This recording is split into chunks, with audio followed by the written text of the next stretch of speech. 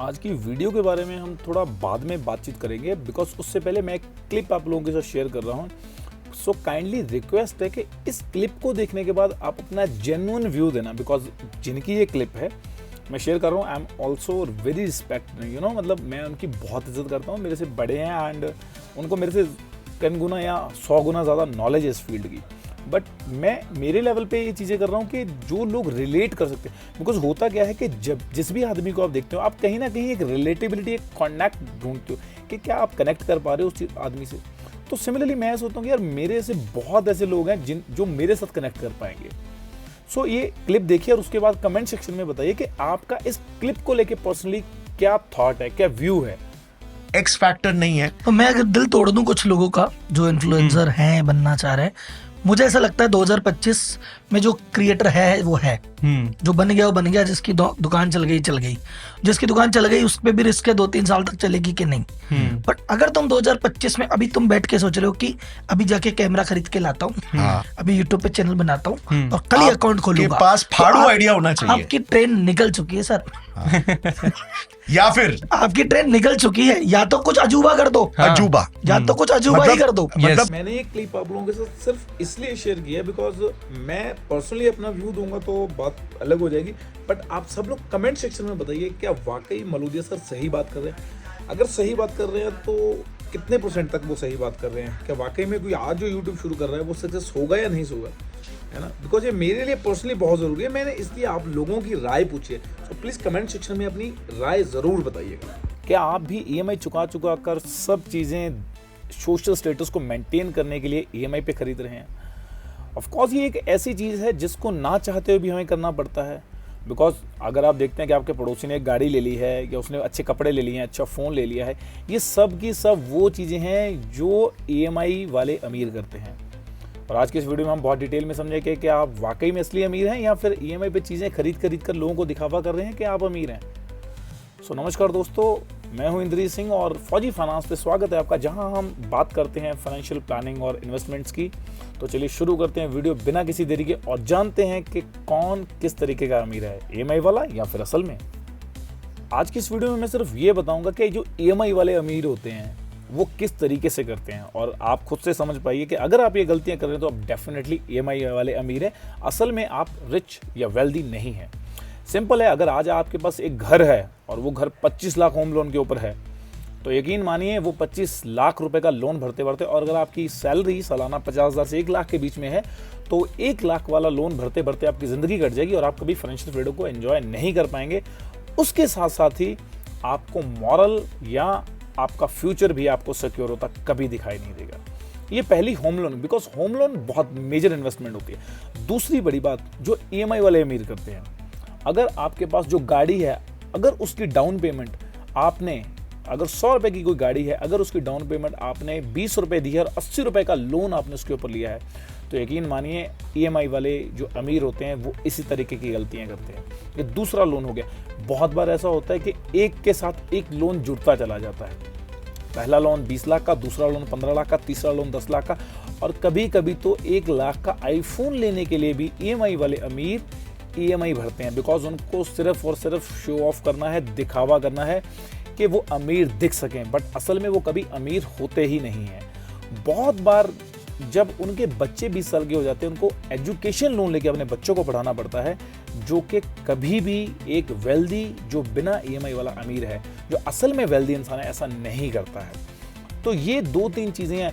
बहुत बार ऐसा होता है कि आपके घर का जो 50,000 का AC है उसको भी आप EMI पे खरीदते हैं। अब सवाल ये है ही नहीं कि EMI सिर्फ जो वो AC है वो 50,000 का, सवाल ये है कि वो 50,000 भी आपके पास कैश नहीं है। सो इस तरीके से जो लोग होते हैं, मैक्सिमम EMI वाले अमीर होते हैं, वो ये सारी गलतियां करते हैं। ये बहुत मेजर गलती हैं। इससे नीचे आप आएंगे, 20,000 की वॉशिंग मशीन भी उनके पास EMI पे होती है। तो ये सारी चीज़ें हैं। अब इससे नीचे मैं और कितना लाऊं, 10,000 का फ़ोन भी अगर उनको लेना है वो भी EMI पे लेते हैं। एक हेल्थ इंश्योरेंस लेना जिसकी सालाना कॉस्ट ही 20,000 रुपये आपकी पूरी फैमिली की, उसको भी वो EMI पे करवाते हैं। ऑल्सो वो एक अच्छा ऑप्शन है, बिकॉज इंश्योरेंस में क्या होता है कि कई बार कंपनीज डिफ़ॉल्ट करती हैं, या 5,000 का आपने क्लेम करना है या कुछ कैशलेस आप हॉस्पिटल जाके करवाना चाह रहे हैं, तो वो एक अच्छा ऑप्शन हो सकता है मे बी।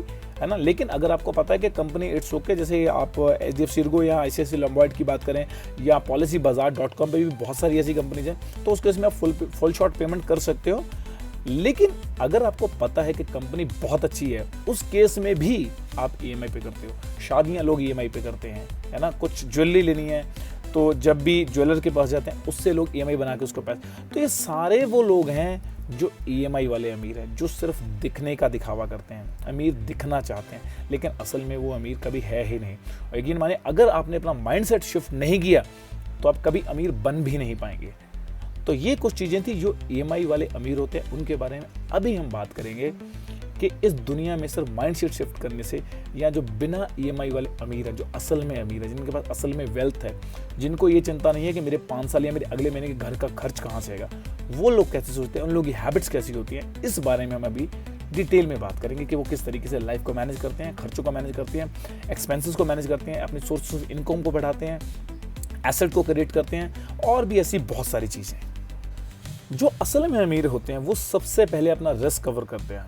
आप किसी भी आदमी को देखिए, उनके पास एक अच्छा हेल्थ इंश्योरेंस मिलेगा, भले वो खुद का है, बच्चे का है, या फिर गाड़ी का है, या फिर 1 लाख की बाइक उनके पास है। इवन उनके पास अपने क्रेडिट कार्ड पे भी इंश्योरेंस होता है, प्रोटेक्शन प्लान यूज़ करते हैं ताकि स्पैम ना हो सके। उसके बाद एक अमीर आदमी जो असल में वेल्दी होता है, वो पहले हमेशा मतलब आज मैं मिडिल क्लास हूँ तो हमेशा मिडिल क्लास नहीं रहूँगा, बिकॉज एक डिसिप्लिन को अगर आप 5 साल तक फॉलो करते हैं, उसके बाद वही डिसिप्लिन आपको नीचे से ऊपर ले जाता है। मतलब आप कितने, आज 80% ऐसे मिलियनर इंडिया में हैं जिनके पास इनहेरिटेज वेल्थ नहीं थी, उनके माता पिता के पास करोड़ों रुपए नहीं थे, या उनको मतलब रियासत में नहीं मिले थे, उन्होंने खुद से वेल्थ बनाई है ना। अब सिंपल है कि अगर आपको 5 साल या 10 साल भी लग रहे हैं तो 10 साल लगा के उस वेल्थ को बनाइए। एटलीस्ट 10 साल के बाद तो आप अमीरों में आ पाएंगे। 10 साल के बाद तो आपको कोई EMI नहीं भरनी होगी। 10 साल के बाद आपका घर, गाड़ी, बंगला, बाइक जो भी आपके पास है विदाउट EMI होगा। और कोशिश करें कि वो 1 शॉट पेमेंट करें। तो ये लोग इस तरीके से प्लान करते हैं चीज़ें कि यार मुझे ना आज नहीं चाहिए, इंस्टेंट कुछ नहीं चाहिए होता है इनको।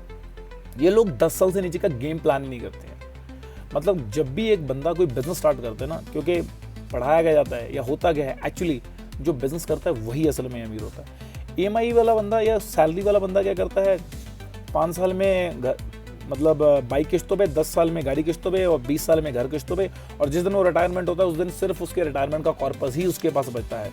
अब किसी भी गवर्नमेंट जॉब को लेके देख लीजिए, कोई भी गवर्नमेंट जॉब उठा लीजिए, आज लगभग 1.5 करोड़ के आसपास लोग इंडिया में जो गवर्नमेंट जॉब में है ना। मैं प्राइवेट और ये दोनों को मिला के बात कर रहा हूँ, सॉरी उसको जो गवर्नमेंट जॉब्स है उनकी, मैं सेंट्रल और स्टेट दोनों की मिला के बात कर रहा हूँ। सो प्लीज़ इस चीज़ को करिए कि आप किस तरीके से एसेट को बना सकते हैं। आपने अगर 25 लाख की लोन लेना ही है तो 25 लाख का फ्लैट लेके उसको रेंट पे लगाइए। अगर 25 लाख का फ्लैट लेके आप रेंट पे लगा रहे हैं, अगर 15,000 भी आपको पर मंथ वो रेंट दे रहे हैं ना, तो 15,000 रुपये की आप SIP करें। अगले 15 साल में आपके पास 1 करोड़ रुपए होगा, तो आप 1 करोड़ से जैसा चाहे घर ले लें, और 15 साल बाद वो घर भी फ्री हो जाएगा और बैंक का लोन भी चुक जाएगा यार। तो अमीर लोग जो होते हैं वो इस तरीके से सोचते हैं। और एक मेजर बात, गाड़ी भी लेनी है ना यार, कुछ भी लेना है, कोशिश करें उसका 80% डाउन पेमेंट आप दें और 20% का लोन करें। बिकॉज जिस दिन आप 20% का लोन कराएंगे, मैंने हमेशा से बोला है कि जिस दिन आप 20% का लोन कराओगे ना मेरे भाई, 20% का लोन कराने के बाद ही आपकी सैलरी की 10 से 15% जो स्लैब है, 100 रुपये अगर कमा रहे हो, आपकी 100 रुपये सैलरी है, तो अगर 10 से 15 रुपये आप उसकी EMI भर दोगे, तब आपको कोई प्रॉब्लम नहीं आने वाली है। तो ये चीज़ बहुत ज़रूरी होती है। और जो EMI से दिखने वाले लोग होते हैं ना अमीर, वो इस चीज़ को कभी करते नहीं है। आप रेशो देखिए कि आज की डेट में उनकी जो सैलरी है, जो उनकी मंथली इनकम है, उसका 48%, आप सर्वे करेंगे तो आपको पता चलेगा, उसका 48% वो लोग EMI में दे रहे हैं। सिंपल सी कहानी, अगर आप 100 रुपये महीना कमा रहे हो, 48% जा रहे हो, तो भैया महीने में 15 दिन आप बैंक के लिए काम कर रहे हो। सो प्लीज़ बैंक के लिए काम मत कीजिएगा, अपने वेल्थ को बनाइएगा, लॉन्ग टर्म का माइंडसेट रखिएगा। एटलीस्ट 5 से 7 साल का गेम प्लान करिएगा, गोल्स प्लानिंग करिएगा, short term, long term, mid term, हर चीज़ के लिए गोल प्लानिंग करिए। 20 लाख की गाड़ी लेनी है, 3 साल पहले प्लानिंग करिए, 3 साल बाद 1 शॉट पेमेंट करें और गाड़ी लीजिए। अगर ऑफकोर्स इनकम थोड़ी कम है तो भैया 2 हस्बैंड और वाइफ मिलकर कर लो, वाइफ नहीं है तो 2 भाई मिलकर कर लो, है ना, भाई नहीं है तो पापा और आप मिलकर कर लो।